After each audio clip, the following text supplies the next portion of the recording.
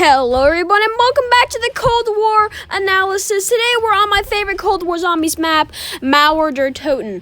Now next episode is going to be Forsaken, and then we're probably going to move on to maybe Outbreak. I don't know if we're going to do Outbreak or not, but we might move on to some non-Treyarchs after that as well.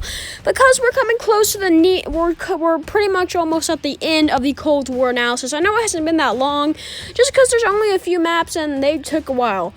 But we waited so long for this map to come out from Firebase C. So was it worth it? I mean, this map is fantastic in all of its ways. But let's go ahead and hop into why this map is so fantastic with the map layout.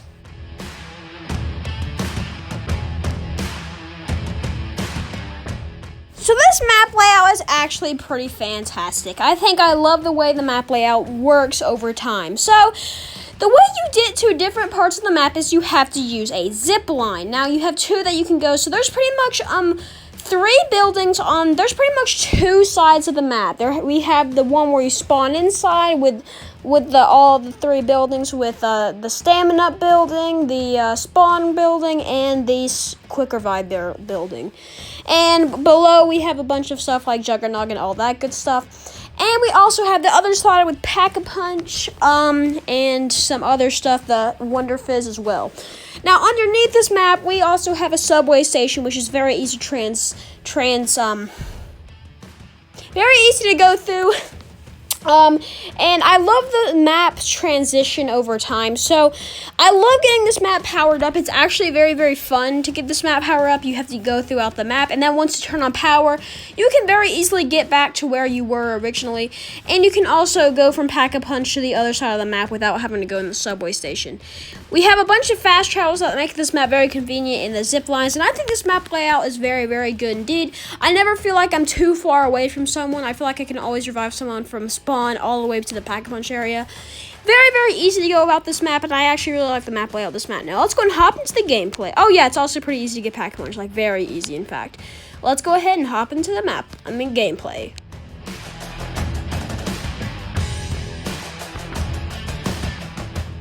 So I think I'm going to talk about maybe one of my favorite features of this map, and this is pretty much going to be Klaus, aka pretty much like the Silver Protector, but is way, way, way cooler and has its own personality. Now, there's a whole backstory between Klaus and how he belonged to Requiem, and then he was stolen by the director and sent to Berlin. And Klaus is pretty much an evil murderer robot guy that murders a lot of people, but actually helps you out a lot. I think this is because of the director's plan, but this guy is pretty easy. So you need a battery from a Krasny Soldat. You need its hands that were literally grabbed onto a dead person's body. And then you can put all these things on Klaus, and then he will come back to life. Once he comes back to life, you can use a remote control to gain some sort of control from him and tell him where to go and stuff. Klaus is fantastic, and he spews out a bunch of funny lines and cool lines like this. Is there a reason you cannot do it yourself? Can't you just ask me? You know, with words. I'm sorry. I feel a little bit tired. So, Klaus is just a very fun feature of the map, and it adds a lot of personality to Mauer Der Toten. Now, this guy can shoot zombies, and he actually does a pretty good job. He's actually very fun, and I feel like I use him a lot more than, let's say, something like the 80 AM unit from Alpha Omega or the Silver Protector from Shadows of Evil. I think Klaus is very useful, and you can actually upgrade him by defending him inside of like a little armor station thing that's empty, though. He is kind of like an armor station guy, but he's evil. And I mean, he's not evil. I mean, he does murder people, though. But he pretty much just need to defend him, and I actually get really close to losing. But once you do this, he will then turn golden, and then once you do this a second time, he will either become like a rock and roll guy. I can't remember if it's a rock and roll guy or if it's like a teenager person. I don't even know, but very, very cool character. He has a lot of personality. Now, if we gotta have a wonder weapon that adds some personality to the map, and that's exactly what the Cerberus does. Now, the Cerberus is a very good wonder weapon. It's actually my personal favorite inside of Cold War. I think it's the best. Also, I mean, the Crystal Axe is also cool though, but It's pretty easy to obtain, and I actually like obtaining it. I think it's actually a really fun quest to do.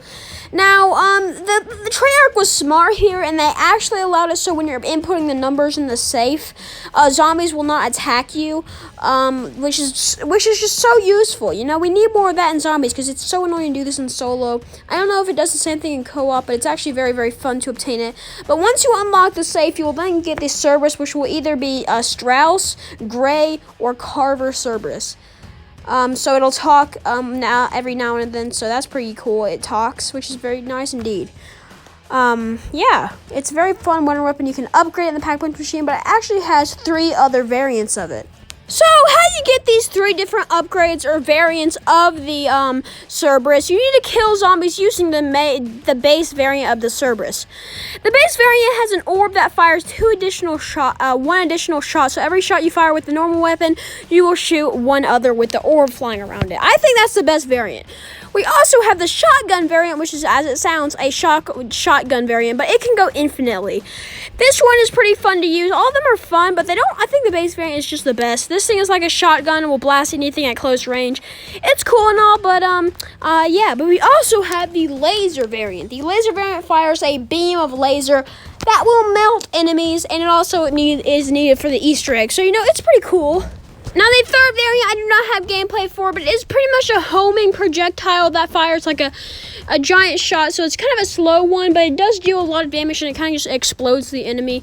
So all these are obtained by just killing zombies or killing a boss zombie, and you will get a chance at dropping one of these things. And once you run out of ammo with that, you will actually go back to the default orb version. I think the orb version is the coolest. It's kind of like a fast-firing Ray K. It's really fun to use, and it's also pretty powerful as well. You can also triple pack punch it just like all the wonder weapons in the past. So I think this thing is very cool, and it also has a set voice. I think that's going to wrap up about actually everything about the gameplay. Actually, no, we have to talk about the different zombies on this map. So we have a brand new type of zombie called the Tormentor. The Tormentor spawns on a special round that Mrs. Valentina says, just disciples. But the Tormentors pretty much are like hellhounds. When they get near you, they will just explode. The default, like, explode enemy, they'll just explode. They don't do that much damage at all. And when you kill them, they will also explode, so they're not too bad at all. We also have the Disciples, which will not only empower zombies, so he's like a water zombie. Pretty easy to take down, but he can also start draining your health by his, like, drain health attack. He's not that big of an issue. He looks pretty cool as well, and I actually kind of like the Disciple. So I think he's a pretty cool boss zombie. The Krasny Soldat from Outbreak Returns. He's pretty much just like a typical Panzer. Jumps around, fires fire flasks at you, and he can just hit you. So, these zombies aren't too bad at all. You also have the Manglers and the Tempest, but they are just returning. The Tempest just fire electrical bolts at you. Not too bad at all. But, I think it was time that we hop into the storyline Easter egg.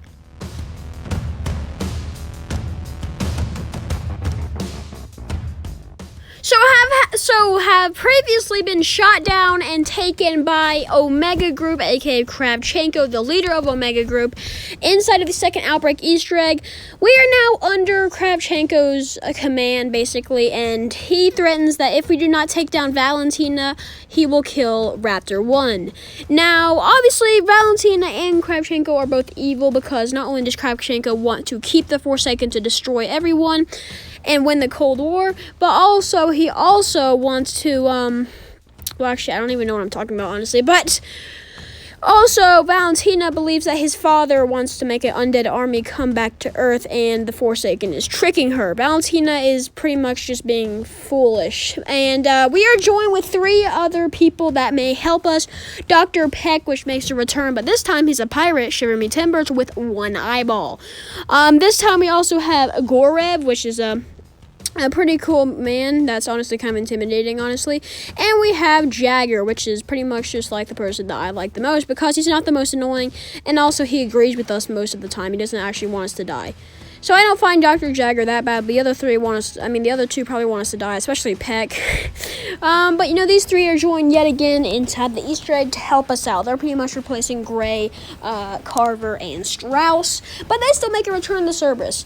So, the first of the Easter eggs to actually unlock the in-station laboratory by getting Klaus to destroy a wall and using the laser variant of the Cerberus to destroy the wall. And then you will enter the place, and Valentina will start talking to you. And you need to fill up some canisters with some Tempest souls, bring them back to the place, and then you will need to construct an inversion warhead to destroy the portal that Valentina is foolishly trying to get her quote-unquote dad, aka the Forsaken's army, through to take over the world. What a foolish fool. And Valentina is the daughter of Ulrich Vogel, which is pretty much the lead scientist at Project N Station, as some would say. Lead scientist at Project N Station. But yeah, that's pretty much what she's doing. She's foolish, and she's being deceived by the deceivers of mimics and stuff. But yeah, once you unlock the laboratory, and you need to upgrade Klaus and have him stop a train, which is absolutely sick, except in this clip here where he gets ran over by a train trying to stop a train. How it's tragic, but once you stop a train, you just need to get a key card, and you also need to get the inversion warhead, or the warhead part at least. And then you need to begin, in my personal opinion, probably the hardest step of the Easter egg. This is the HVP, aka the Ethereum, the poisonous Ethereum, the atomic warhead Ethereum, whatever you want to call it, where you need to get a laser beam to launch from the sky and get a powerful version of the mimic and also the megaton to spawn in. And you need to kill them, and you have a certain amount of time after you kill the 2 split megatons to collect their little part for Ethereum, whatever it is called. But you need to grab this uranium, and you need to take it to a workbench, craft a little thing, and put it on one side of the zip line. Then you need to run back and get the other piece of Ethereum that the other split megaton dropped, and then you need to craft it again and put it on the other side of the zip line. And you all have to do this before 5 minutes, which is honestly kind of a lot of time, actually. So I don't think myself failing because of time, but the mimics, there's going to be constant zombies and constant mimics that start spawning in. And they're really powerful mimics, too. They're the red versions of the mimics. Once they get on the zipline, though, they will explode and drop a refined piece of uranium. And then you need to grab this, take it down to the inversion warhead, and then you need to get another piece of this refined uranium. So you need to do this step twice, 2 separate times with 4 different raw uraniums. And then you need to, and I did not know the start of the boss fight, and I was not prepared. I did not have a death machine or anything like that, so I started the boss fight accidentally. Once you begin the boss fight, Valentina will say this. You are too late. We are here. My God, Valentina. Is that you?